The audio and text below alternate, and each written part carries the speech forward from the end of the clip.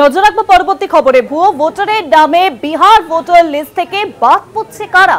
সংখ্যালঘু ও দলিতরা। বিহারে নাকি ইতিমধ্যে 36 লক্ষ ভুয়ো ভোটার ধরা পড়েছে। এখনো বাকি 1 কোটি ভোটারের গণনা। বাদ পড়বে কারা? কি সামাজিক বিন্যাস বাদ যাওয়ার? বলা হচ্ছে বাংলাদেশ বা মায়ানমার থেকে আসা লোকের নাম বাদ পড়ছে। এমন বাদ যাওয়া নাকি দেশের এমনি বাদ যাওয়া নাকি দেশের নাগরিকই নয় এরা? দেশের নাগরিকত্ব ঠিক করার দায় কবে থেকে পেল নির্বাচন কমিশন? প্রশ্ন দেখা দিচ্ছে। এত বিপুল সংখ্যক ভোটারের চেয়ে হালকা চালে রাখা বাদ দেওয়া নিয়ে এবার বিস্মিত সকলে। 25শে জুলাইয়ের মধ্যে ভোটার লিস্টের নিবিড় সংশোধন শেষ করতে হবে। এত তাড়াহুড়ো কেন?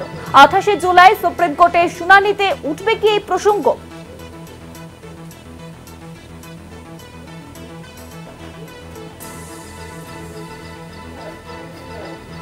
বাংলাদেশ বা মায়ানমার থেকে আসা লোকের নাম বাদ পড়ছে বিহারের ভোটার তালিকা থেকে। এমন বাদ যাওয়ারা দেশের নাগরিক কি নয়? প্রশ্ন দেখা দিচ্ছে। নির্বাচন কমিশন কবে থেকে এই দায়িত্ব নিল? দেশের নাগরিকত্ব ঠিক করার দায় কবে থেকে পেল নির্বাচন কমিশন?